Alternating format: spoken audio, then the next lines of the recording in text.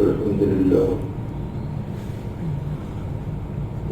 لله الذي أرضع الأفلاك والأرضين من كان نبيا وآدم بين الماء والتين والصلاة والسلام على سيد المرسلين وعلى آله وأصحابه أجمعين أما بعد فأعوذ بالله من الشيطان الرجيم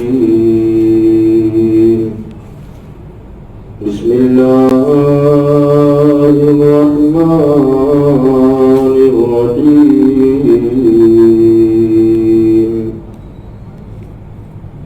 هو الذي أرسل رسوله بالهدى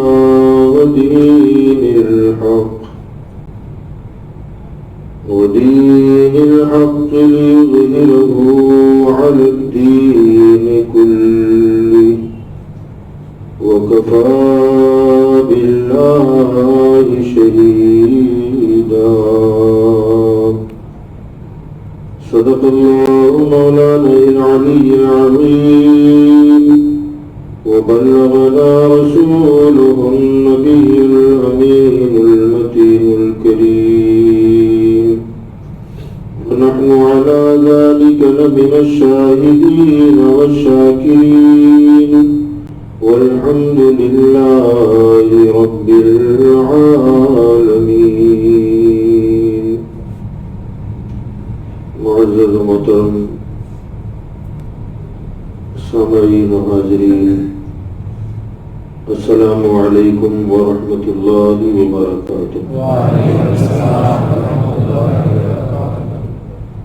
آئیے ہم آپ مل کر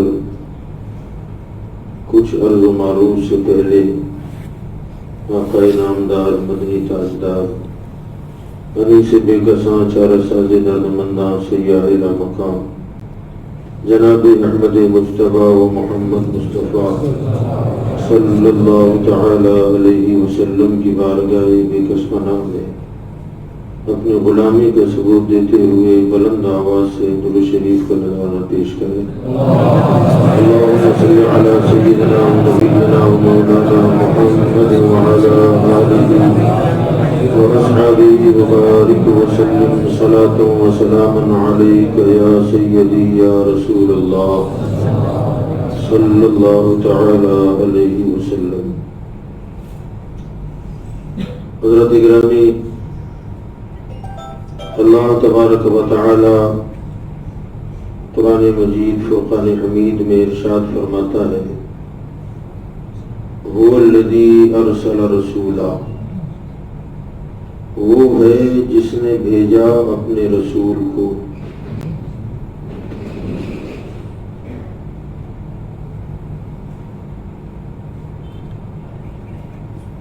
بالہدی ودین الحق، ہدایت اور سچا دین دے کر. گزشتہ کل بھی اسی آیت کے تحت ہم نے کچھ گفتگو کی تھی.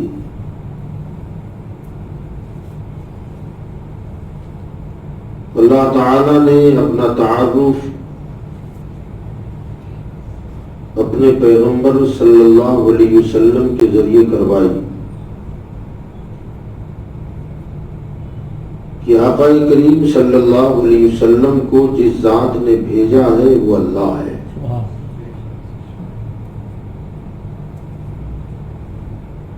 کیا دے کے بھیجا اور کیوں بھیجا؟ فرمایا ہدایت اور سچا دین دے کر کے بھیجا ہے. کیوں یہ دین سچا دے کر کے بھیجا؟ لِيُظْهِرَهُ عَلَى الدِّينِ كُلِّهِ، تاکہ دنیا کے دیگر مذہبوں پر اس مذہب کو غالب کر دیا جائے. ہمارا مذہب اللہ کا پسندیدہ مذہب ہے. دیگر مذاہب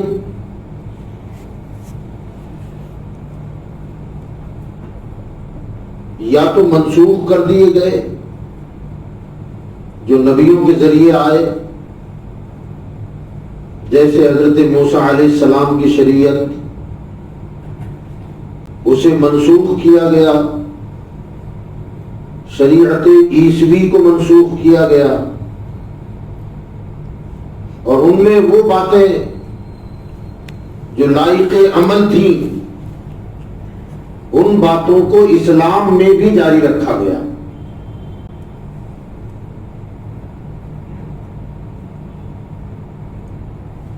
اللہ تعالیٰ قرآن مجید میں ارشاد فرماتا ہے الیوم اکملت لکم دینکم واتممت علیکم نعمتی۔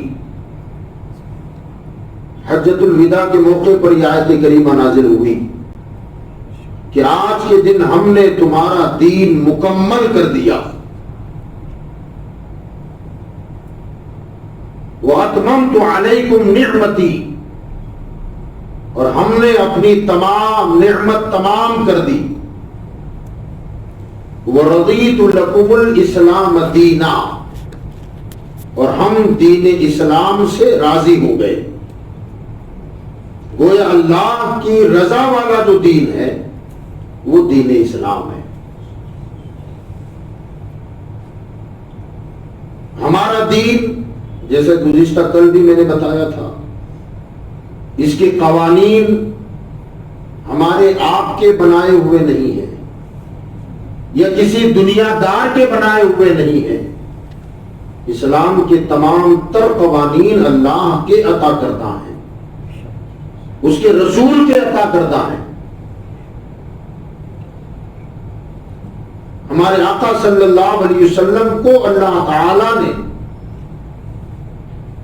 وہ اختیار بھی عطا فرمایا تھا کہ جب چاہے جس قانون کو جیسا چاہے بنا دے۔ حضور کو یہ پاور اللہ نے عطا فرمایا تھا۔ ایسی کئی روایتیں آپ کو مل جائیں گی۔ حرم شریف جو ہے مکہ شریف کی زمین، وہاں کے جو احکامات ہیں، وہاں کے پیڑ پودوں کو کاٹ نہیں سکتے، پرندوں کو تکلیف نہیں پہنچا سکتے آپ، وہاں کی گھاس نہیں اکھاڑ سکتے آپ، حرم شریف کے اندر کی۔ حضور صلی اللہ علیہ وسلم نے جب یہ احکامات نافذ فرمائے کہ حرم کا احترام ضروری ہے، تو حضرت سیدنا عباس رضی اللہ تعالی عنہ نے عرض کیا حضور کے چاچا نے کہ یا رسول اللہ صلی اللہ تعالی علیہ وسلم، حرم شریف میں جو آپ پابندیاں لگا رہے ہیں یہ تو ٹھیک ہے، لیکن اذخر نامی ایک گھاس جو خالص اور صرف حرم کے علاقے میں اگتی ہے، حدود حرم میں نکلتی ہے، اور وہ گھاس کی ضرورت ہمیں ہمیشہ پڑتی ہے۔ اس کی وجہ یہ کہ ہمارے مکانوں کے چھپر اسی سے بنتے ہیں، اگر اسی کو نہ کاٹا جائے تو ہمارے لیے تو مشکل ہو جائے گی۔ سرکار نے فرمایا چاچا کیا چاہتے ہو؟ تو کہا یا رسول اللہ اس کی اجازت مل جائے۔ میرے آقا صلی اللہ علیہ وسلم نے فرمایا اس گھاس کی اجازت ہے۔ سبحان اللہ۔ وہ حضور کو پاور تھا نا، اختیار تھا، بقیہ دوسرے گھاس وغیرہ کو آپ نہیں اکھاڑ سکتے، حضور نے اجازت دے دی، اس کو اکھاڑا جا سکتا ہے، کاٹا جا سکتا ہے۔ تو یہ جو ہمارا دین ہے اور اس کے قوانین ہیں، یہ قوانین اللہ تعالی کے عطا کردہ ہیں۔ آج ہم جو دین کے قانون پر عمل نہیں کرتے، ہمیں بوجھ لگتا ہے، ہم جلدی سے اتار کے پھینکنے کی کوشش کرتے ہیں۔ مسجد میں آئیں تو جمعے آئیں، اور جمعے میں بھی اس وقت کا انتظار کریں جب امام صاحب ممبر پر خطبے کے لیے چڑھ جائیں۔ خطبے تک مسجد کا کتنا حصہ خالی رہتا ہے، اور جیسے ہی امام صاحب نے 2 رکعت کا سلام پھیرا 70-75% مسجد خالی ہو جاتی ہے۔ یعنی کیا ہم نے اس کو بوجھ سمجھا ہے تبھی تو ایسا ہو رہا ہے؟ کیا نماز جمعہ صرف 2 رکعت ہے، اس کے علاوہ نماز نہیں ہے؟ یا تو ہم نے اسے فارمیلٹی کے طور پر ادا کرنا شروع کیا، یا پھر اسے ایک رسم سمجھ کر ادا کرنا شروع کیا ہے۔ اگر اسلام اور دین کی محبت ہمارے دل میں بس جاتی تو یقین جانے پھر ہمارا حال یہ نہ ہوتا جو ہے، کیونکہ ہم نے عبادتوں کی لذتوں کو نہیں چکھا ہے، اور ہم کو اپنے دین کی مذہب کی پرواہ اس لیے نہیں ہے، اس کی وجہ یہ ہے کہ ہمارا کچھ لگا نہیں ہے اس پر۔ اللہ کا احسان ہے کہ مسلمان گھر میں پیدا ہو گئے، اس کا احسان ہے۔ کسی اور گھر میں پیدا ہو جاتے، ماں باپ مسلمان ہیں، پیدا ہوتے ہی سب سے پہلے اللہ رسول کا نام ہمارے کانوں میں گونجا، انہوں نے صدائیں لگائی، اذانیں دی، کلمے کا ورد کیا، ہماری ماں نے جھولا اللہ اللہ کہہ کے جھلایا، نبی کی نعتیں ہم نے سنی۔ یہ اللہ کا احسان ہے، یاد رکھیں ہم اللہ کا شکر ادا کرتے کرنا چاہیے، مگر عموماً ہمارے شکر ادا کرنے کا جو معیار ہے وہ کیا ہے؟ بیمار تھے شفا ملی، اللہ تیرا شکر ہے، 2 رکعت شکرانے کی پڑھ لی۔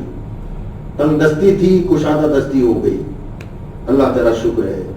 غربت تھی، دولت آئی، اللہ شکر ہے اللہ کا، اللہ نے ہاتھ پکڑ لیا، بولتے ہیں لوگ اللہ نے کرم کر دیا، بڑا احسان ہے اس کا، شکر ادا کرتے ہیں۔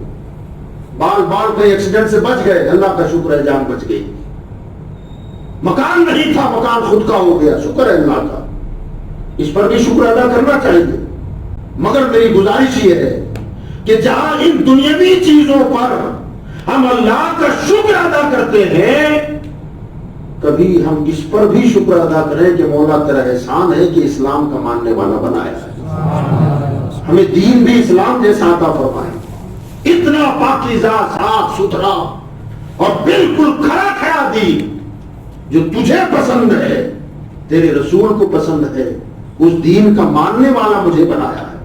اس پر بھی کبھی شکرانے کی دعا ادا کر لیں، اللہ کا شکر ادا کریں۔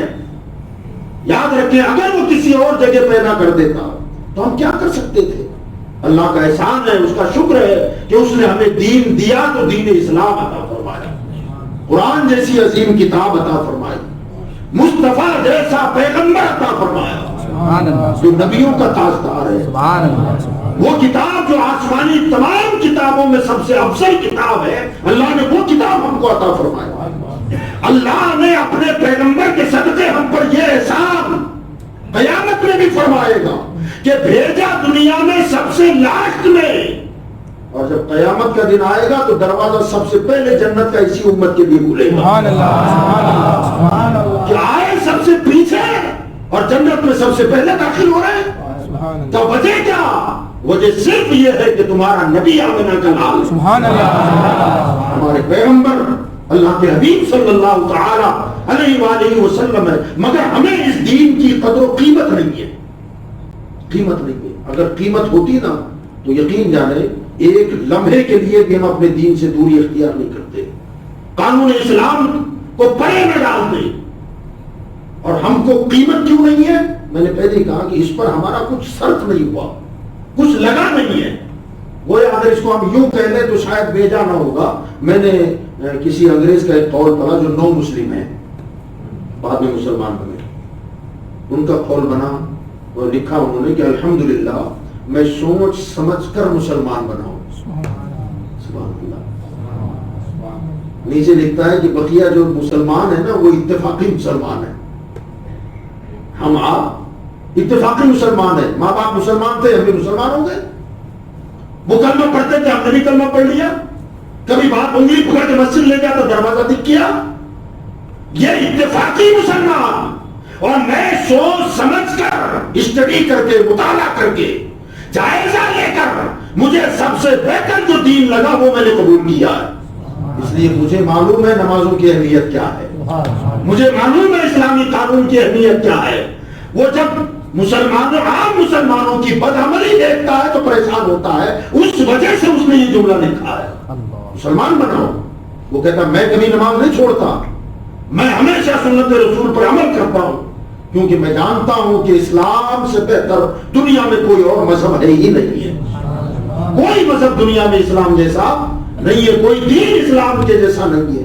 اللہ نے اتنا بہترین دین ہم کو آپ کو عطا فرمایا، مگر ہم کو قدر کیوں نہیں ہے؟ قدر نہ ہونے کی وجہ صرف یہ ہے کہ ہمارا کچھ خرچ نہیں لگا ہے۔ ان سے پوچھو نا جنہوں نے سب کچھ لٹا کر دین بچایا، ان سے پوچھو دین کی قدر کیا ہے، دین کی اہمیت کیا ہے، شریعت اسلامیہ کی اہمیت کیا ہے، قانون اسلام کی قدر و منزلت کیا ہے، ان سے پوچھو جنہوں نے کوڑے کھائے ہیں مگر دین نہیں چھوڑا۔ آپ جانتے ہیں کہ جب مکہ میں میرے آقا صلی اللہ علیہ وسلم نے اعلان اسلام کیا، نبوت کا اعلان کیا، رسالت کا اعلان کیا، جو لوگ مسلمان بنتے تھے انہوں نے ایسی آنکھ بند کر کے تو نہیں مانا۔ کتنا ظلم ہوا، کتنی زیادتی ہوئی۔ حضرت سیدنا عمار بن یاسر رضی اللہ تعالیٰ کے بارے میں روایت میں آیا ہے کہ یہ غلام خاندان سے تھے، ان کی ماں بھی کنیز تھی، ان کی ماں کا نام سمیہ ہے، ان کے والد حضرت یاسر یہ بھی غلام تھے، ان کے بیٹے عمار یہ بھی غلامی کا دور گزار رہے تھے، مگر حضور صلی اللہ علیہ وسلم کے ذریعے سے دین اسلام کی محبت ان کے دل میں اتر گئی۔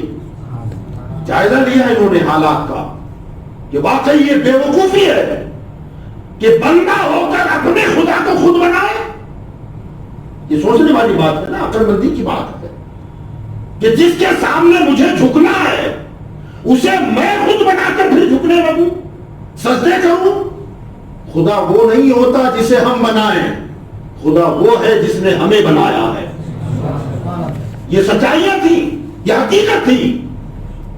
سرکار نے برائیوں سے روکا، زناکاری، بدکرداری، لوٹ گھسوٹ، جھوٹ سے بچایا۔ اسلام کی سچائیاں نکھر نکھر کے سامنے آتی گئی، اور جس نے اس کی حقیقت کو دیکھا وہ اسلام میں داخل ہو گیا۔ اور جب اسلام میں داخل ہوا تو جو دین اور اسلام کے دشمن تھے انہوں نے ان مسلمانوں پر ظلم کرنا شروع کیا۔ ڈیمانڈ صرف اتنی تھی کہ اسے چھوڑ دو، محمد کا دین چھوڑ دو، اسلام چھوڑ دو۔ کیا ہوا حضرت بلال کے ساتھ؟ سب جانتے ہیں، واقعات مشہور ہیں، کتنا ظلم ہوا، مگر ہر مرتبہ ان کی زبان پر ہوتا تھا لا الہ الا اللہ محمد الرسول اللہ۔ کسی نے کہا تھا کہ ابو جہل بولا میں تیرے ہونٹ سی دوں گا، بلال بولے میں پھر بھی اذان دے دوں گا۔ یہ کیوں ہوا؟ حضرت عمار کی بات میں بتا رہا تھا کہ حضرت سیدنا عمار بن یاسر رضی اللہ تعالیٰ عنہ کو ان کے آقا جن کے یہ غلام تھے وہ حالت کفر میں تھے، اسلام سے دور تھے، اور نہ خالی دور تھے بلکہ اسلام کے دشمن بھی تھے۔ انہوں نے دیکھا کہ ہمارا غلام ہمارا مذہب چھوڑ کر اس مذہب میں داخل ہو گیا۔ ان پر اس قدر ظلم کیا گیا کہ دہکتے ہوئے انگاروں پہ انہیں لٹایا جاتا۔ ایک مرتبہ حضرت عمار کو دہکتے ہوئے شولوں پر سلایا گیا تھا، ادھر سے سرکار آ گئے۔ اب چونکہ قبضہ ان کا ہے، غلام ان کے تھے، سرکار نے دیکھا اور جاتے جاتے اتنا کہا کہ اے آل یاسر صبر کرو، اللہ نے تمہارے لیے آخری ٹھکانہ جنت رکھا ہے۔ انہوں نے جب حضور کی آواز سنی تو پلٹ کے دیکھا کہ یا رسول اللہ بڑی تکلیف ہو رہی ہے۔ میرے آقا صلی اللہ علیہ وسلم نے دعا فرمائی یا نار کونی بردوں علی عمارین کما کنت علی ابراہیم۔ اے مولا آگ کو عمار پر ایسی ٹھنڈی کر دے جیسے جناب ابراہیم پر تم نے ٹھنڈی کر دیا تھا۔ یہ دعا کی۔ یہ ظلم حضرت خباب رضی اللہ تعالیٰ، حضرت عمر فاروق اعظم رضی اللہ تعالیٰ عنہ کی روایت ہے، مدینہ کی بات ہے، مدینہ منورہ میں حضرت خباب رضی اللہ تعالیٰ عنہ وضو کرنے کے لیے بیٹھ رہے تھے۔ تو ہوتا ہے عموماً کفنی والا جو پہنتے ہیں ہم لوگ اسلامی لباس، تو جب وضو کرنے کے لیے آپ بیٹھے تو پیچھے سے قمیص کو ایسے سمیٹا جاتا ہے، کفنی کو اٹھاتے ہیں کہ پیچھے آلودہ نہ ہو۔ تو حضرت نے ایسی اپنی کفنی کو سمیٹ کر بیٹھنا چاہا تو پیٹھ آپ کی تھوڑی کھلی، تو جب پیٹھ کھلی تو اس پر نظر حضرت عمر کی پڑی، تو وہ پشت کیا تھی؟ حضرت عمر فرماتے ہیں کہ اس پر گوشت تھا ہی نہیں، چمڑی بھی نہیں تھی، سفید ہڈی چمک رہی تھی۔ میں چونک گیا کہ یہ ایسی پیٹھ کیسے ان کی؟ تو میں نے کہا خباب تمہاری پیٹھ میں سفیدی کیسی ہے؟ تو وہ کھڑے ہو گئے اور ان کی آنکھ میں آنسو آ گیا۔ کہا عمر یہ اس وقت کی بات ہے جب تم نے اسلام قبول نہیں کیا تھا، کہ یہ وہ دور تھا جب تم ننگی تلوار لے کر حضور کو ڈھونڈتے تھے کہ قتل کر دو۔ اس وقت میں کسی کا غلام تھا اور میں نے اسلام قبول کر لیا تھا۔ میرے آقا مجھے اسلام قبول کرنے پر اس قدر سزا دیتے کہ مجھے چلچلاتی دھوپ میں دبتے ہوئے انگاروں پر لٹایا جاتا، میری چربی پگھل پگھل کر آگ کے شعلے ٹھنڈے ہو جاتے۔ وہ سارا گوشت وہ سب کچھ جل گیا ہے، خالی ہڈی ہے، اس کے سوا کچھ نہیں۔ حضرت عمر نے جب یہ بات سنی تو رونے لگے اور فرمایا خباب اپنی قمیص اوپر کرو، میں اس کا دیدار کرنا چاہتا ہوں، میں اسے دیکھنا چاہتا ہوں۔ حضرت خباب نے جب قمیص اوپر کی تو حضرت عمر نے آپ کی پشت کو بوسہ دیا اور فرمایا خباب یہ محبت رسول کے سکے ہیں جسے میں چومنا چاہتا ہوں۔ یہ کیا ہے؟ یہ انہوں نے قربانیاں دی ہیں، یہی وجہ ہے نا۔ آپ ہم اکثر سنتے رہتے ہیں مقام صحابہ میں یہاں ایک بات ضمن عرض کر دوں، ہمیں احساس کیوں نہیں ہے؟ اس لیے کہ ہمارا کچھ خرچ نہیں ہوا نا۔ حضرت سیدنا مولانا روم رحمۃ اللہ علیہ مثنوی میں ایک حکایت بیان فرماتے ہیں، ہے سبق آموز، میرے مضمون سے اس کا ربط ہے اس لیے میں عرض کر رہا ہوں۔ فرماتے ہیں کہ بغداد میں ایک بڑا رئیس آدمی تھا، مالدار تھا مگر اولاد نہیں تھی اس کے یہاں۔ کافی منتیں کرتا رہا، تمنائیں کرتا رہا، لمبے عرصے کے بعد ایک بیٹا اسے ہوا۔ اور ظاہر بات ہے مالدار آدمی، ایک لوتی اولاد، برسوں کے بعد ولادت ہوئی بچے کی، بڑے لاڑ پیار سے اسے پالا گیا، جوان ہو گیا، کام کی کوئی عادت نہیں۔ ایک دن باپ نے یہ سوچا، مولانا روم فرماتے ہیں کہ میری آنکھ کبھی بند بھی ہو سکتی ہے، میں ہوں تب تک تو ٹھیک ہے، دولت تو دھوپ چھاؤں ہے، آج ہے کل نہیں ہوگی، میرے بعد میرا بیٹے کو اگر کام کی عادت نہ ہوئی تو اس کا گزارا کیسے ہوگا، اس کی زندگی کیسے گزرے گی؟ تو باپ نے سوچا کہ یار اس کو کام کی عادت ڈالنی ضروری ہے۔ تو پہلے تو باپ نے اسے سمجھایا کہ بیٹا کام کی عادت ڈالو، کچھ نہ کچھ کرو تاکہ میرے بعد تمہاری زندگی مشکل میں نہ پڑ جائے۔ مگر کام کبھی زندگی میں کیا نہیں تھا۔ باپ نے 2-4 مرتبہ سمجھایا مگر اس پر کوئی اثر اس کا نہیں ہوا۔ باپ نے دیکھا کہ اگر یہی حال رہا تو اس کی آنے والی زندگی بہت کٹھنائیوں سے گزرے گی۔ اب اس نے تھوڑا سختی کیا، اور سختی یہ کیا کہ اس نے اس کی ماں کو بھی بلایا، بیٹے کو بھی بلایا، اور بلا کر کے کہا کہ میں نے 2-4 مرتبہ تجھے سمجھایا لیکن تو ماننے کے لیے تیار نہیں ہے، لہذا اب اس کی ماں سے کہا کہ جب تک یہ کچھ نہ کچھ کما کے نہیں لائے گا تب تک اسے گھر میں کھانا نہیں دیا جائے گا۔ تھوڑا سا سخت ہو گیا تو ماں نے کہا بیٹا اب تو کام کرنا پڑے گا۔ اب وہ ماں کے پاس رونے دھونے لگا، ماں کی ممتا تو ماں کی ممتا ہوتی ہے۔ تو اس نے کہا کہ امی مجھے تو کام کی عادت نہیں ہے، کام آتا نہیں ہے، اور میں کیا کام کروں گا اور کیسا کروں گا۔ رونے دھونے لگا تو ماں کو رحم آ گیا۔ ماں نے کہا بیٹا بس اتنا کام کر کہ پورا دن اپنے باپ کی نظروں سے غائب رہنا، شام کو میرے پاس آنا، میں پیسہ دے دوں گی، وہ ابا کو دے دینا۔ کہا ٹھیک ہے۔ اور پورا دن ادھر ادھر اکڑ پٹی کرتا رہتا تھا۔ شام کو آتا اور ٹھنڈی چمنی، وہ دور بہت زیادہ ہوتے تھے، 50 پیسہ ملتا تھا کام کرنے کا۔ شام کو آیا، ماں نے بٹوے سے 50 پیسہ نکالا، کہا لے جا بیٹا جا ابا کو دے دے۔ وہ باپ کے پاس گیا، کہا ابا جی یہ میرے دن بھر کی کمائی ہے۔ باپ نے لیا، کہا اچھا تم نے کمایا؟ واپس دے دیا۔ واپس دیا اور کہا کہ گھر میں آنگن میں جو کنواں ہے نا ہمارے، اس کنویں میں ڈال دے اور کھانا کھا لے۔ اب یہ گیا کنویں میں پھینک دیا اور جا کے کھانا کھا لیا۔ اب یہ سلسلہ روزانہ کا چلتا رہا۔ روزانہ ادھر ادھر بھٹکتا رہتا، شام کو آتا، ماں سے پیسہ لیتا، ابا کو دیتا، ابا کہتا کنویں میں ڈال دے، وہ جا کے ڈال دیتا، کھانا کھا لیتا۔ یہ سلسلہ کئی دن چلا۔ اب ماں کا بٹوا بھی ماں کا بٹوا ہے، قارون کا خزانہ تو تھا نہیں۔ لمبا عرصہ گزرا، ماں نے کہا بیٹا اب میرے پاس نہیں ہے دینے کے لیے، اب تو کام کرنا پڑے گا۔ باپ کا تیور، اس میں کوئی فرق نہیں پڑا، وہی تیور تھا۔ باپ سے وہ منت سماجت کرنے لگا، ابا حضور اب کام کر کے تھک گیا ہوگا، کہا بیٹا کرنا تو پڑے گا، اگر گھر میں کھانا کھانا ہے تو کام کرنا پڑے گا، کما کے لانا پڑے گا تب کھانا ملے گا۔ اب ماں نے جب دینے سے انکار کیا تو اب کیا کرے گا؟ مارکیٹ گیا، کام پہ لگا، صبح سے شام تک پسینہ بہاتا رہا، شام کو پھر 50 پیسہ ملا۔ اب جو پسینہ ٹپکا کے بعد ملا نا پیسہ، وہ لا کے ابا کو دیا، کہ ابا یہ میری کمائی ہے۔ باپ نے کہا ڈال کنویں میں، کھانا کھا۔ اب اس کا تیور بدل گیا، ابا کنویں میں ڈال دوں؟ آپ جانتے ہیں کہ صبح سے اب تک کتنا پسینہ بہایا ہے، کتنی مشقت لگی ہے، کتنی محنت لگی ہے، کرنا یہ پیسہ میں نہیں ڈالوں گا۔ باپ نے کہا بیٹا وہ جو پیسہ روزانہ پھینکتا تھا نا، وہ بھی میری پسینے کی کمائی تھی۔ بتانا یہ چاہتا ہوں کہ احساس کب ہوا؟ جب خود کا پسینہ ٹپکا تب احساس ہوا کہ 50 پیسے کی قیمت کیا ہے۔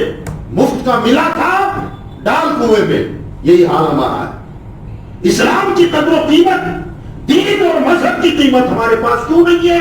اس لیے کہ ہمارے بچے قربان نہیں ہوئے نا، ہمارا گھر نہیں لوٹا گیا صرف دین کی خاطر، ہمارے بچے یتیم نہیں ہوئے، بیویاں یا بیوہ نہیں ہوئی، اس لیے ہمیں اس کا کوئی قدر و قیمت نہیں ہے ہمارے پاس۔ نمازیں چھوٹتی ہے، چھوٹ جائے، ہمیں کیا پرواہ ہے؟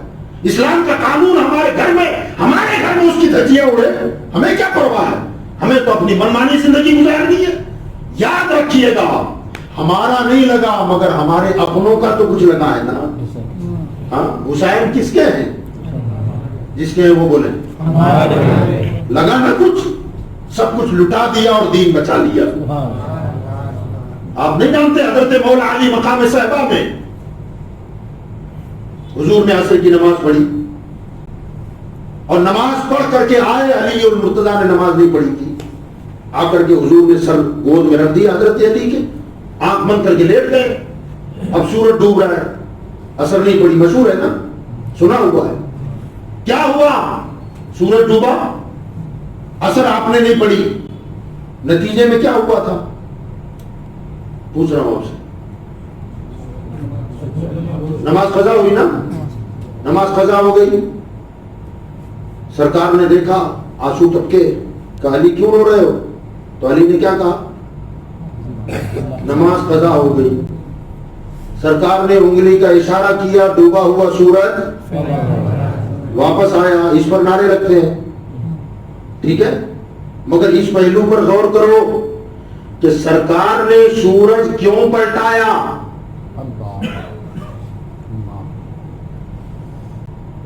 کوئی کہہ سکتا ہے علی کے رونے کی وجہ سے، تو سوال یہ ہے کہ علی نے روئے کیوں؟ نماز قضا ہونے کی وجہ سے۔ ایک نماز قضا ہوئی تو اتنا پھوٹ کے روئے کہ پیغمبر کو ڈوبا سورج پلٹانا پڑ گیا۔ یہ نماز کی محبت ہے۔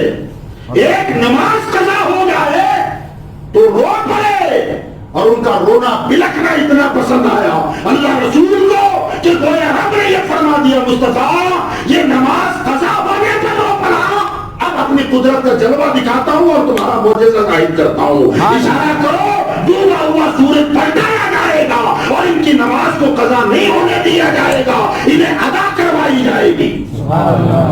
معجزہ ہوا اپنی جگہ ہے، اس سے انکار نہیں ہے، یہ ہمارے آقا کا کمال ہے، معجزہ ہے، اللہ کی قدرت ہے اور مصطفیٰ کا معجزہ ہے، مگر سورج کو پلٹانا کیوں پڑا؟ کسی کے بلکنے نے پلٹوایا، کسی کے رونے کی وجہ سے پلٹایا گیا۔ ہماری کتنی قضا ہو رہی ہے احساس؟ کچھ نہیں ہے احساس۔ علی اور مرتضیٰ کی ایک چھوٹی تو اتنا روئے، ہماری کتنی چھوٹتی ہے پتہ ہی نہیں ہے، کبھی احساس کیوں نہیں ہوتا؟ بس وجہ یہ ہے انہوں نے کچھ دے کر کے لیا تھا نا، قربانیاں دی تھی تب ایمان ملا تھا، قربانیاں پیش کی تھی تب دین ملا تھا. ہمارا کیا لگا؟ ہمارا گیا کیا ہے؟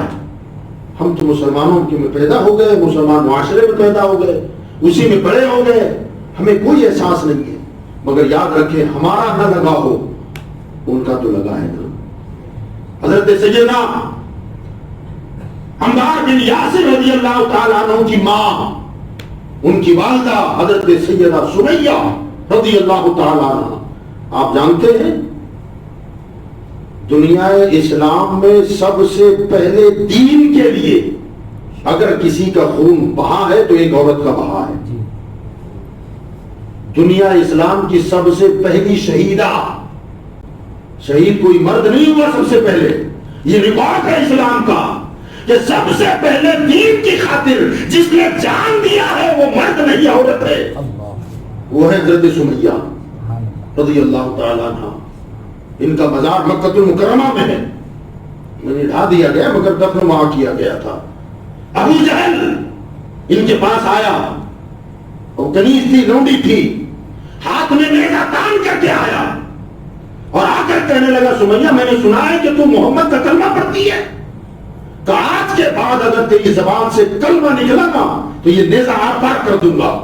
حضرت سمیہ ٹک کے کھڑی ہو گئی اور وہی کھڑے کھڑے بلند آواز سے کلمہ پڑھنا شروع کر دیا. بعد میں کیا سنتا ہے ابھی سن لے.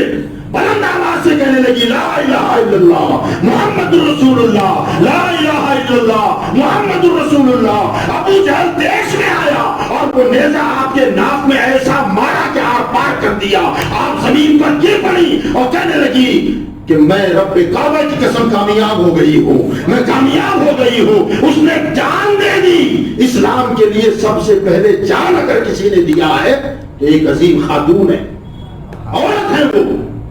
آپ دیکھیں اللہ تبارک و تعالی کے دین کے لیے انہوں نے جان دی.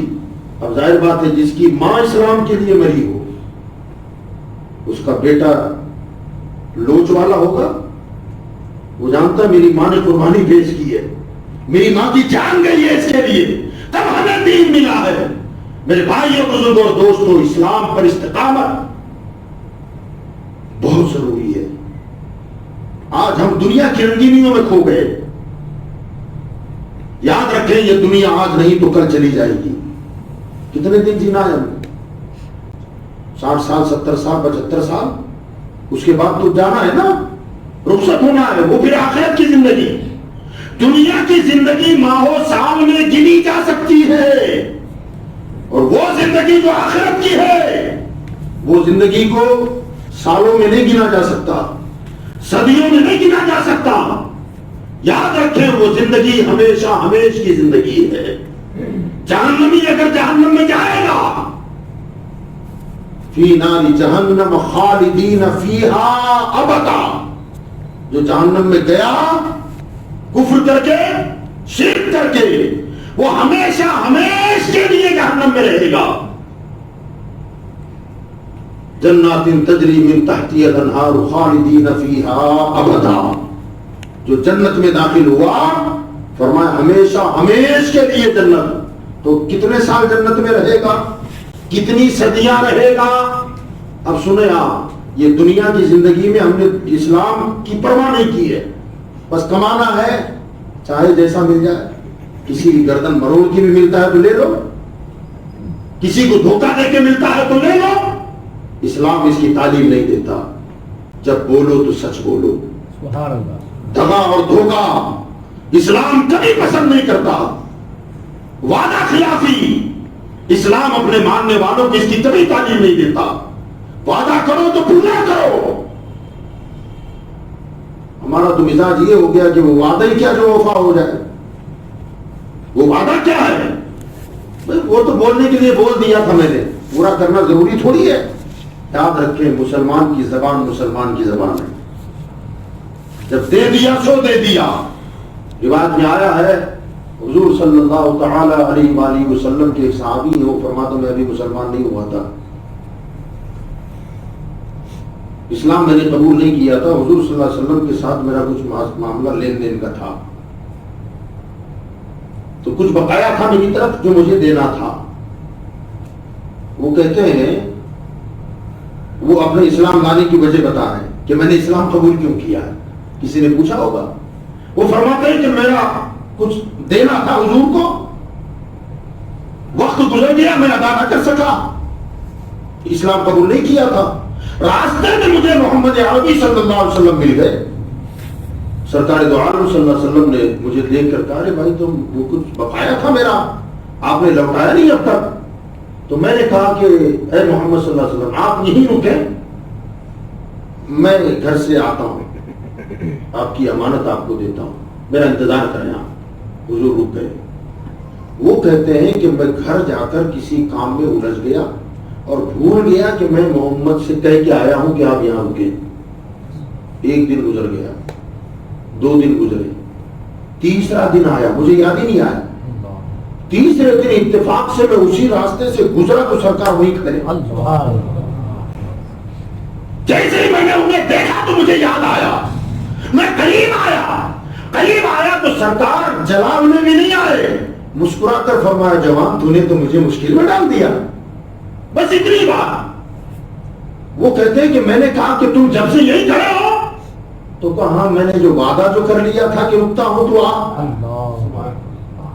میں نے کہا تھا کہ میں رکتا ہوں تو آ, تو کہا یار رات کو گھر چلے جاتے, 3 دن ہو گئے. تو آپ نے فرمایا تو نے یہ نہیں کہا تھا نا کہ شام تک آؤں گا, اگر قیامت آ جاتی تب بھی محمد یہاں سے نہیں ہٹتا, کیونکہ زبان دے چکا ہوں. یہ ہمارے آقا کا کردار ہے, یہ اسلام کی تعلیم ہے. میرے بھائیوں یاد رکھو, وہ صحابی کہتے ہیں کہ جب انہوں نے یہ بات مجھ سے کہی تو میں دوڑ کے گھر گیا اور ان کی جو امانت تھی وہ لا کے دیا اور دے کر ہاتھ پکڑ کے کہا, محمد مجھے کلمہ پڑھا تو مسلمان بننا چاہتا ہوں. تو میرے بھائیوں, بزرگوں, نوجوان بچوں, یاد رکھیے گا, دین ہمارا یہ سکھاتا ہے. ہمارا مذہب ہمارے آقا صلی اللہ تعالی علیہ وآلہ وسلم میدان بدر میں کتنے تھے لوگ مسلمان؟ 313. اور یہ اس وقت کی بات ہے, کافی مسلمان مکہ میں گھرے ہوئے تھے جو ہجرت نہیں کر سکے تھے ابھی. اتفاق سے 2 مسلمان دشمنوں کی قید سے بھاگنے میں کامیاب ہو گئے. انہیں پتا تھا کہ کفار مکہ, مشرکین مکہ بدر کے میدان میں گئے ہوئے ہیں, 1000 کی تعداد پہنچی ہے. وہ نکل گئے. جب نکلے تو اتفاق سے راستے میں قبیلہ قریش کے کچھ افراد انہیں ملے, پکڑ لیا ان کو. وہ کہنے لگے بدر جا رہے ہیں؟ تو کہا نا, ہم مدینہ جا رہے ہیں. تو انہوں نے کہا اگر مدینہ جا رہے ہو تو ہم چھوڑتے ہیں, لیکن جنگ میں اگر جا رہے ہو تو پھر نہیں چھوڑیں گے. تو انہوں نے کہا نا ہم لوگ مدینہ شریف جا رہے ہیں. سامنے 1000 دشمن کھڑا ہے, سپاہی ادھر مجاہدین 313 ہیں. کتنی ضرورت تھی سپاہیوں کی, فوج میں اضافے کی ضرورت تھی. اب ان لوگوں کو دشمنوں نے چھوڑا کہ تم مدینہ جانا, بدر مت جانا. انہوں نے کہا ہم بدر جائیں گے نہیں, مگر وہاں سے چھٹکارا لیا اور سیدھے بدر پہنچے. جب بدر پہنچے تو سرکار دو عالم صلی اللہ علیہ وسلم نے ان کے سفر کی کیفیت پوچھی, بتاؤ کیا کیا ہوا, کیسے آئے؟ تو انہوں نے بتایا کہ ہم اس طرح نکل آئے, مگر راستے میں پکڑے بھی گئے. انہوں نے روکا ہم کو, پوچھا کہاں جا رہے ہو؟ تو ہم نے کہا مدینہ جا رہے ہیں. انہوں نے کہا بدر کے میدان میں لڑائی کرنے, تو ہم نے منع کر دیا. سرکار دو عالم صلی اللہ علیہ وسلم نے ارشاد فرمایا تم مدینہ جاؤ. کیا فرمایا؟ مدینہ جاؤ. کہا یا رسول اللہ یہاں تو افراد کی کمی ہے نا, فوج کی کمی ہے. اگر 2 آدمی مل جائے تو 2 آدمی کا اضافہ ہو جائے. آقا نے فرمایا اگر تم ان سے وعدہ کر کے نہ آتے تو رکھ لیتا, مگر وعدہ کیا ہے اس لیے اب مدینہ جانا پڑے گا. ہم جنگ ہار جائیں یہ منظور ہے, مگر کسی سے کیا ہوا وعدہ توڑنا محمد کو یہ منظور نہیں ہے. یہ اسلام کی تعلیم ہے میرے بھائیوں, عزیزان ملت اسلامیہ, نوجوان بچوں, یاد رکھو اسلام ہمیں عزت دیتا ہے. اگر ہم اس پر قائم رہے تو یہ اسلام ہماری عزت و آبرو کا ضامن ہے. قرآن کہتا ہے وَلَا تَهِنُوا وَلَا تَحْزَنُوا وَأَنْتُمُ الْأَعْلَوْنَ إِن كُنتُم مُؤْمِنِينَ. تم ہی بلند و بالا رہو گے, غالب تم ہی رہو گے. غمگین نہ ہونا, پریشان مت ہونا, تمہیں کو اللہ غلبہ عطا فرمائے گا, شرط یہ ہے کہ پکے مسلمان تو بن جاؤ، مومن بن جاؤ نا، پکے مومن بن جاؤ تو اللہ تم کو غلبہ عطا فرمائے گا۔ آج ہماری نگاہ میں ایمان اسلام کی کوئی قدر و منزلت نہ رہی تو دنیا میں بھی ہماری کوئی قدر و قیمت نہیں رہی، دنیا میں بھی ہماری کوئی قدر و قیمت نہیں رہی۔ یاد رکھیے گا، ایمان پر استقامت، اسلام پر استقامت یہ بے حد لازم اور ضروری ہے، اور جو اس پر جم جاتا ہے نا تو پھر اللہ کے فرشتے اس کی مدد کے لیے اترتے ہیں۔ ان الذين قالوا ربنا الله ثم استقاموا تتنزل عليهم الملائکہ، اللہ فرماتا ہے کہ وہ لوگ جنہوں نے کہا ہمارا رب اللہ ہے اور پھر اس پر استقامت حاصل کر لی، تتنزل علیہم الملائکہ، تو اس پر اللہ کے فرشتے اترتے ہیں، اور وہ فرشتے اتر کے کیا کہتے ہیں؟ اللہ تخافوا ولا تحزنوا، خوف مت کھانا، ڈرنا مت، غمگین نہ ہونا، نحن اولیاؤکم فی الدنیا وفی الآخرہ، ہم دنیا میں بھی اور آخرت میں بھی تمہاری مدد کے لیے تیار ہیں۔ فرشتے مدد کرنے کے لیے آتے ہیں، مگر جمنا ضروری ہے نا، استقامت ضروری ہے۔ آج دنیا کے معاملے میں تھوڑی سی کیا لالچ مل گئی تو آدمی مذہب چینج کر رہا ہے، تعجب ہے، عقیدہ چینج کر دیتا ہے، مسلک تبدیل کر دیتا ہے، کاروبار ٹھپ ہو گیا، کسی غیر مقلد نے کہہ دیا چل میں تجھے 10 لاکھ روپے دیتا ہوں، آ جا ادھر، چلا گیا، وہاں بھی ہو گیا، مرتد ہو گیا، کائے کے لیے؟ دنیا کی عیش و عشرت کے لیے۔ یہ دنیا فانی ہے، آج نہیں کل گزر جائے گی۔ آخرت کی زندگی اسے سالوں میں نہیں گنا جا سکتا، صدیوں میں نہیں گنا جا سکتا۔ فرماتے ہیں صوفیاء اکرام کہ آخرت کی زندگی کتنی لمبی ہے، ایک مثال قائم کی انہوں نے، کہا کیا؟ کہ یہ جو دنیا ہے نا، زمین سے آسمان، مشرق سے مغرب، شمال سے جنوب، اس سے سارے پہاڑ ہٹا دیے جائیں، دنیا زمین کے سارے مکانات گرا دیے جائیں اور پوری دنیا کو ہموار زمین میں تبدیل کر دیا جائے، بالکل پلین ہو جائے زمین، اور پھر اس پوری دھرتی کو رائی کے دانوں سے بھر دیا جائے۔ رائی سمجھتے ہیں جی؟ بالکل باریک سا دانہ آتا ہے، رائی کے دانے اس زمین سے آسمان، پورب، پچھم، اتر، دکن سارا بھر دے، کتنے دانے ہوں گے؟ ہے گنتی؟ اب آگے فرماتے ہیں کہ رائی کے دانوں سے اس عالم کو بھر دیں، اور ایک پرندہ اس کا مقرر ہو کہ 1000 سال کے بعد ایک دانہ چوگے۔ صوفیہ فرماتے ہیں کہ وہ دانے ایک نہ ایک دن ختم ہو جائیں گے، مگر آخرت کی زندگی کبھی ختم نہیں ہوگی۔ اتنی لمبی زندگی ہے وہاں کی، اب وہاں کے لیے ہم کچھ نہ کریں، دنیا تو گزر جائے گی۔ اگر اس زندگی کو سنوارنا ہے تو ہمیں اسلام کو سینے سے لگا کے رکھنا ہوگا، کیونکہ یہ دین اللہ کا پسندیدہ دین ہے، دین سچا دین ہے، جس کی سچائی بیان اللہ فرما رہا ہے، اس سے بہتر کون سا دین ہوگا، کون سا مذہب ہوگا؟ تو یاد رکھیے گا، آج ہماری بیٹیاں لاپرواہی ہو گئی نا، ہم سے بے توجہی ہو گئی، بچوں پر توجہ نہیں ہے ماں باپ کی، کوئی دھیان نہیں ہے، آئے دن خبریں آ رہی ہیں، لوگوں نے ایک باقاعدہ طور پر مشن چلایا ہوا ہے، آپ بہتر جانتے ہیں اس کو، پیسہ دیا جائے گا، فلیٹ دیا جائے گا، کاروبار لگایا جائے گا، یہ کیا جائے گا، وہ کیا جائے گا، اس طریقے سے اسلام سے دوریاں بنتی جا رہی ہیں، اور آئے دن خبریں آ رہی ہیں، یہاں ایسا ہو گیا، وہاں ویسا ہو گیا۔ اب مجھے اتنا اعتبار نہیں ہے ان باتوں پر، سوشل میڈیا پر چلتا رہتا ہے کہ یہاں ایسا ہو گیا، وہاں ویسا ہو گیا، وہاں ویسا ہو گیا، اللہ کرے کہ ساری باتیں جھوٹی ہوں، مگر جو پھیل رہی ہے باتیں سراسر جھوٹ تو نہیں ہو سکتی نا، یہ ہو سکتا ہے کہ کچھ زیادہ بیان ہو رہا ہے تو کچھ کم ہو، مگر ہے نا، ایسا ہو کیوں رہا ہے؟ اس کی وجہ یہ ہے کہ ہم نے اپنی اولاد پر توجہ نہیں دی ہے۔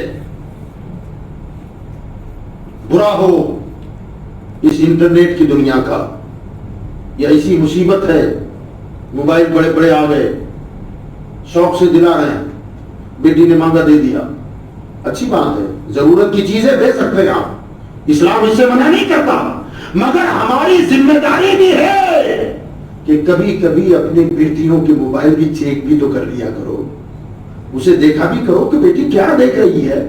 جوان بیٹے کے ہاتھ میں موبائل تھما دیا آپ نے، کبھی اسے چیک کرو کہ کیا دیکھ رہا ہے۔ اور وہ تو چیز ایسا تماشا ہے کہ بٹن دبا دو اور کہاں سے کہاں نکل جاتا ہے آدمی۔ آپ دیکھنا چاہتے تھے کچھ اور 10 چیزیں غلط آ گئی، آپ نے کلک کر دیا تو لائن لگ جاتی ہے، ہو رہا ہے نا سب۔ اور وہ اس میں ایسی جاذبیت ہوتی ہے کہ آدمی جب اندر اتر گیا تو اترتے چلا جاتا ہے، جب تک اس کی زندگی تباہ نہ ہو جائے تب تک وہ نکلتا نہیں ہے۔ اور نام رکھنے والوں نے بھی نام صحیح رکھا ہے اس کا، کیا ہے وہ یوٹیوب میں کیا کہتے ہیں، انٹرنیٹ ہوتا ہے نا، کیا ہے انٹرنیٹ، کس کو بولتے ہیں انٹرنیٹ؟ وہی انٹرنیٹ جی، نہ وہ نیٹ انٹرنیٹ ہی ہے نا، وہ ڈاٹا جو اوپر رہتا ہے ہاں، اسے دبائیں گے تو انٹرنیٹ بند کرو تو بند ہو جائے گا، کھولے تو کھل جائے گا، پھر اس میں ساری دنیا کے تماشے آپ کو مل جائیں گے۔ اب ایسا نہیں کہ خالی تماشے ہوں گے، اچھائیاں بھی آتی ہیں، برائیاں بھی آ رہی ہیں، لیکن جو چیز آ گئی اور جس چیز کو آپ نے کلک کر دیا اس کی لائن لگ جائے گی، آپ دیکھتے جاؤ سنتے جاؤ دیکھتے جاؤ سنتے جاؤ، یہ حال ہو جاتا ہے۔ نام رکھنے والا انٹرنیٹ، نیٹ کسے کہتے ہیں؟ جالی اور انٹر، ہاں اس کا نام بھی چن کے رکھا ہوا ہے۔ وہ ایسا جال ہے کہ جو اندر داخل ہو گیا نا پھر نکل نہیں پاتا، ایسی مصیبت ہے کہ یہ ماں باپ کی بھی ذمہ داری ہے کہ اولاد کس راستے پر جا رہی ہے، اولاد کہاں جا رہی ہے۔ میرے آقا صلی اللہ علیہ وسلم نے اپنے بچوں کی تربیت کر کے ہمیں یہ پیغام دیا ہے کہ میں نے بھی اپنی اولاد کو تربیت دی ہے۔ کیسی تربیت؟ امام حسین رضی اللہ تعالیٰ عنہ فرماتے ہیں کہ میں اپنے نانا کے ساتھ جا رہا تھا تو میں نے ایک میدان میں کھجوروں کے ڈھیر دیکھے اور وہ ساری کھجوریں صدقے کی تھی، کھجوریں صدقے کی تھی۔ آپ فرماتے چلتے چلتے میں نے ایک کھجور اٹھا کر منہ میں ڈالی اور چبایا، میرے نانا جان نے جب دیکھا تو فرمایا بیٹا تھوک دے، منہ میں انگلی ڈال کر کھجور نکالی اور فرمایا بیٹا یہ اہل بیت کے لیے جائز نہیں ہے۔ بچپن میں یہ ذہن دیا گیا، بچپن میں بتایا گیا کہ بیٹا صدقہ فطرہ زکات اہل بیت کے لیے درست نہیں ہے، یہ امت کے غریبوں کا مال ہے۔ یہ سبق دیا، یہ پروان چلایا نا اس طریقے سے، یعنی یہ میسج دینا ہے اللہ سے، اللہ کو یہ کروانا تھا تاکہ یہ حدیث بن جائے اور آنے والی نسلوں کو یہ پیغام ملے۔ آپ کے منہ میں انگلی ڈال کر آپ نے نکالی، کہا بیٹا یہ ہمارے لیے نہیں ہے، امت کے غریبوں کا حق ہے۔ کیا مطلب؟ یہ تربیت ہے اپنی اولاد کی۔ تو ہمیں آپ کو چاہیے کہ ہم اپنی اولاد کی تربیت کریں، ہماری ماں بہنیں بیٹیوں کو ہم اسلام اور ایمان کی اہمیت بتائیں کہ اسلام کیا ہے، ایمان کیا ہے۔ انشاءاللہ اللہ نے توفیق دی تو کل بھی ہم اس پر کچھ گفتگو کریں گے۔ آج ضمن ایک بات میں عرض کر دوں کہ اگر ہماری بیٹیوں کو پتہ چلے کہ ایمان اور اسلام اور مذہب کی اہمیت کیا ہے، اگر یہ پتہ چل جائے تو ہماری بیٹیاں جان دے سکتی ہیں، ایمان کا سودا نہیں کر سکتی۔ اگر یہ انہیں باور کرایا جائے، سمجھایا جائے، ان کے دلوں میں بٹھا دیا جائے۔ آپ جانتے ہیں بغداد مقدسہ کی بات ہے، فرماتے ہیں کہ ایک مسجد کے امام صاحب عالم دین تھے، امامت فرماتے ہیں، وقتاً فوقتاً ایک خاتون، ایک عورت نقاب پردہ کر کے آتی تھی اور کچھ مسائل پوچھتی۔ وہ عالم دین کا بیان ہے کہ وہ مسائل اس طرح پوچھتی تھی کہ مجھے بڑی خوشی ہوتی تھی کہ یار یہ لڑکی کو اتنا شوق ہے، بڑے گہرے مسائل پوچھتی، میں جواب دیتا۔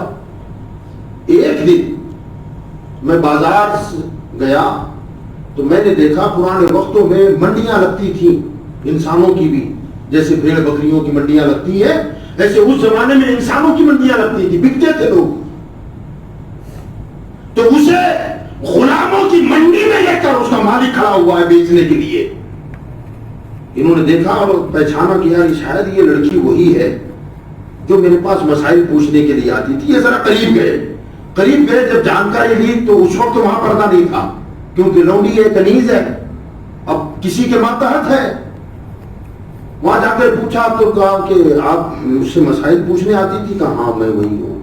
تو کہا یہاں کیوں ہے؟ تو کہا میں تو لونڈی ہوں نا, غلام کنیز ہوں, اور یہ میرا مالک ہے, یہ مجھے بیچنا چاہتا ہے. تو عالم دین کہتے ہیں کہ میں نے اس سے پوچھا کہ بھائی کیوں بیچنا چاہ رہا ہے تو وہ کہنے لگا کہ بات دراصل یہ ہے کہ میں آتش پرست ہوں, مجوسی, آپ کی پوجا کرتا ہوں میں, اور یہ تمہارے مذہب کی ہے. میں نے اسے خریدا اس لیے تھا, ایک تو خوبصورت ہے, کام کاج میں بھی اچھی ہے, اور خریدنے کا میرا مقصد یہ تھا, یہ بک رہی تھی تو میں نے خریدا تھا. اصل مقصد میرا یہ تھا کہ میں اس کو اسلام سے پھیر کر اپنے مذہب میں داخل کروں, مگر میں اس پر کوشش کرتے کرتے تھک گیا. یہ خاتون ہے کہ دین اسلام چھوڑنے کے لیے تیاری نہیں ہے, تو پھر اسے گھر میں رکھ کے کروں کیا؟ میں بیچ دوں گا, جہاں جو چاہے خرید لے. تو وہ عالم دین کہتے ہیں کہ میرے دل میں خواہش ہوئی کہ چلو لاؤ میں خرید لیتا ہوں, ہو سکتا ہے کوئی اور زیادہ اس سے بدتر آدمی مل جائے اور کسی ہیلے بہانے سے اس خاتون کا ایمان چھین ڈالے. تو میں اسے سودے کی بات کر رہا تھا, قیمت پوچھ رہا تھا, اتنے میں اس کے مالک کا چچا زاد بھائی دوڑتا ہوا آیا اور آ کر کے اپنے بھائی سے کہنے لگا کہ نہیں اس کو بیچ مت, تو میرے پاس دے دے, میں اپنے گھر لے جاتا ہوں. کہ یہ اسلام کیسے نہیں چھوڑتی ہو, میں دیکھوں گا, کہ میں اس میں کامیاب ہو جاؤں گا, تو اسے برابر سمجھا نہ سکا. وہ عالم دین کہتے ہیں کہ میرے پیروں تلے سے زمین نکل گئی. اب وہ تو چیلنج کر کے آیا کہ اس کا ایمان چھیننا میرا کام ہے, اس کو اپنے مذہب میں لانا میرا کام ہے, کا بیچنا نہیں ہے. اس نے انکار کر دیا. اب وہ اس کو اپنے ساتھ لے کے جانے لگا. وہ عالم دین کہتے ہیں میں وہیں کھڑا رہ گیا, میری آنکھ میں آنسو آ گیا, اور میں کہ اللہ کی بارگاہ میں عرض کرنے لگا مولا اس کے ایمان کی حفاظت فرما, اس کے دین و مذہب کی حفاظت فرما.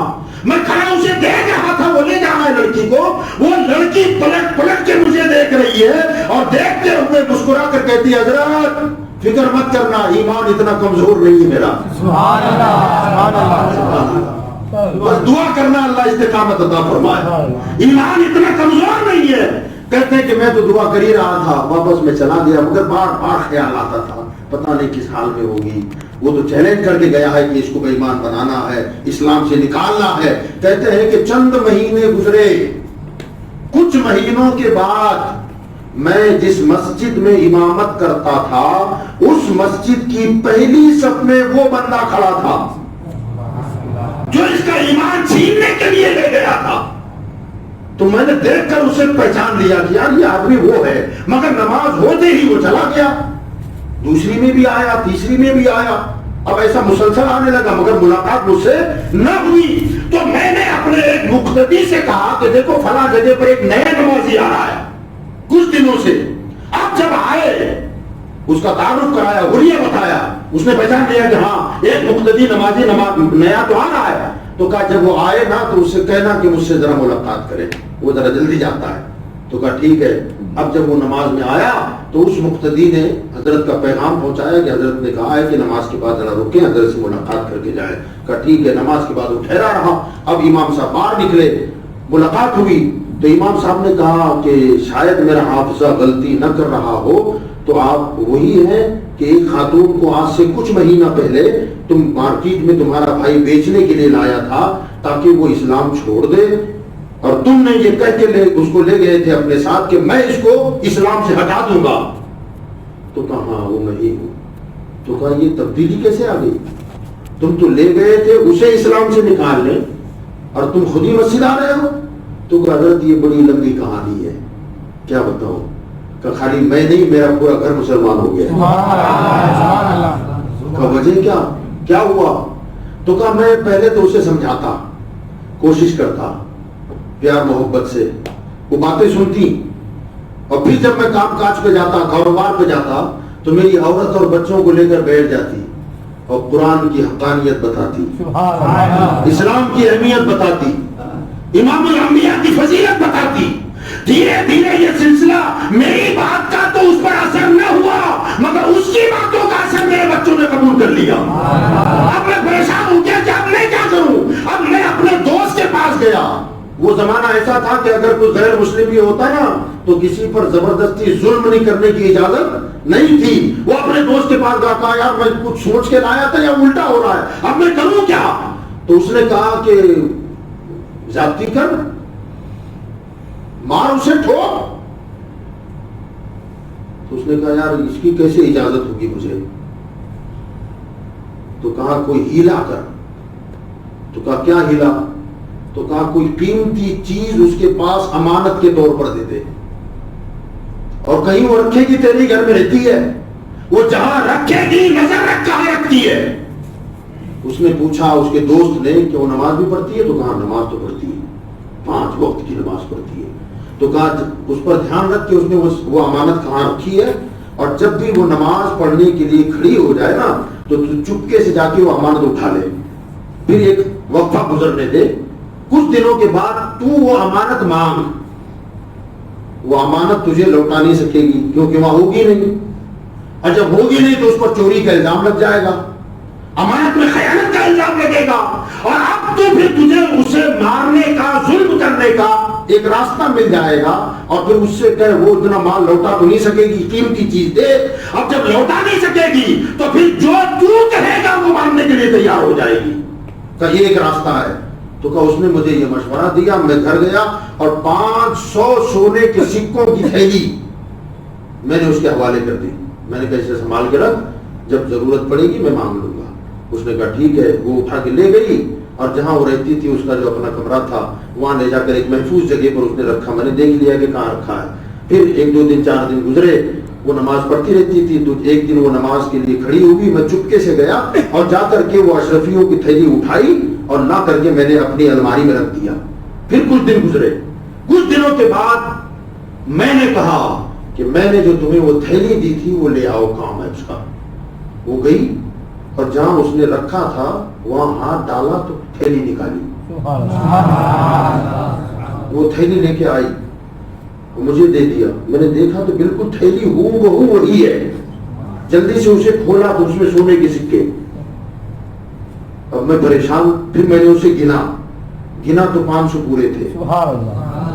میں اٹھا اور میں نے اپنی الماری کھولی.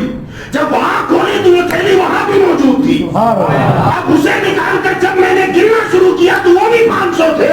اب میرا ضمیر بول پڑا کہ یار کچھ بھی ہو اس کا دین غلط نہیں ہو سکتا ہے. اس کو اس ظلم سے بچانے والی ذات یقیناً اس کے خدا و رسول کی ذات. میرے بھائیوں، اس خاتون کا ایمان اتنا مضبوط تھا. آج ہماری بیٹیاں اسلام چھوڑ رہی ہیں، اس کی وجہ یہ ہے کہ ہم نے اسلام کو سمجھایا نہیں ہے، دین کو نہیں سمجھایا، اس لیے اس کی قدر و قیمت ان کی نگاہ میں نہیں ہے. اگر آج بھی ہماری بچیوں کو دین کا اتنا علم دیا جائے، اتنا علم دیا جائے تو لوگ انہیں اپنے دین سے کیا پھیرے. خدا کی قسم یہ خود انہیں اپنے دین میں لے آئے. ہاں یقین جانے اگر علم ہو نا، علم، بلکہ میں تو اکثر کہتا ہوں جب علمی ایجوکیشن وغیرہ کے حوالے سے، تعلیم کے حوالے سے کہیں گفتگو ہوتی ہے تو میں اس پر کہتا ہوں یاد رکھیے گا کہ میں کہتا ہوں اگر کسی کے 2 بچے ہوں نا، 2، ایک بیٹا اور ایک بیٹی، 2 بچے ہوں، اب اس کی کیفیت اور کنڈیشن یہ ہو کہ وہ دونوں کو بیک وقت تعلیم نہیں دے سکتا، کمزور اتنا ہے کہ دونوں بچوں کو تعلیم نہیں دلا سکتا، تو میری اپنی رائے ہے، یہ میرا اپنا نظریہ ہے. میں یہ کہتا ہوں کہ اگر اتنی طاقت نہیں ہے کہ دونوں کو تعلیم دلا سکے تو بیٹے کو رہنے دے، بیٹی کو بڑھا دے. بیٹی کو بڑھا دے. کیوں؟ اس لیے کہ مرد پڑھے گا تو اکیلا فرد پڑھے گا، اور بیٹی پڑھے گی تو پورا خاندان پڑھ جائے گا. اگر لڑکی پڑھ جائے نا، وہ اگر تعلیم حاصل کر لے تو آنے والی نسلیں خود تعلیم یافتہ ہو جائے گی. کیونکہ بچہ آنکھ کھولتے ہی ماں کی گود میں ہے، اسی کے اثرات ہوتے ہیں. آپ نے نہیں دیکھا حضور پیران پیر غوث اعظم ماں کے پیٹ سے 18 پاروں کے حافظ ہوئے. کوئی مدرسہ، کوئی مکتب نہیں. یہ اثر کس کا تھا؟ بسم اللہ خانی کے لیے بٹھایا گیا. اللہ اختلاف کی روایتوں میں اختلاف ہے، 15 ہے، 17 ہے، 18 ہے. جب بسم اللہ پڑھایا گیا تو آپ نے بسم اللہ کے ساتھ ہی قرآن پڑھنا شروع کر دیا. اور جب تک 18 یا 17 پارے مکمل نہ ہوئے کب تک آپ رکے نہیں. استاد نے کہا بیٹا آگے, تو کہا اتنی یاد ہے مجھے. بیٹا آج بسم اللہ ہو رہی ہے, یہ کب یاد کیا؟ کہ میری ماں حافظ قرآن ہے. میں ماں کے پیٹ میں تھا اور میری ماں جب بھی گھر کا کام کاج کرتی تھی قرآن کی تلاوت کرتی رہتی تھی. وہ خود قرآن کی تلاوت کرتی اور میں سن سن کے یاد کر لیا کرتا. جب اس کے 18 پارے ہو گئے اور میں پیدا ہو گیا, کیا پتا چلا کہ اگر ماں تعلیم یافتہ ہو تو بچے بھی ماں کی گود سے ہی تعلیم یافتہ ہو جاتے ہیں. تو بیٹیوں کو تعلیم دلائیں, دین کا علم, دین کی اہمیت بتائیں, ایمان کی اہمیت بتائیں. تو انشاءاللہ جو معاملات سننے میں آ رہے ہیں یقین جانے یہ معاملات سننے میں نہیں آئیں گے. اگلی گفتگو انشاءاللہ ہم کل کریں گے. وما علینا الا البلاغ.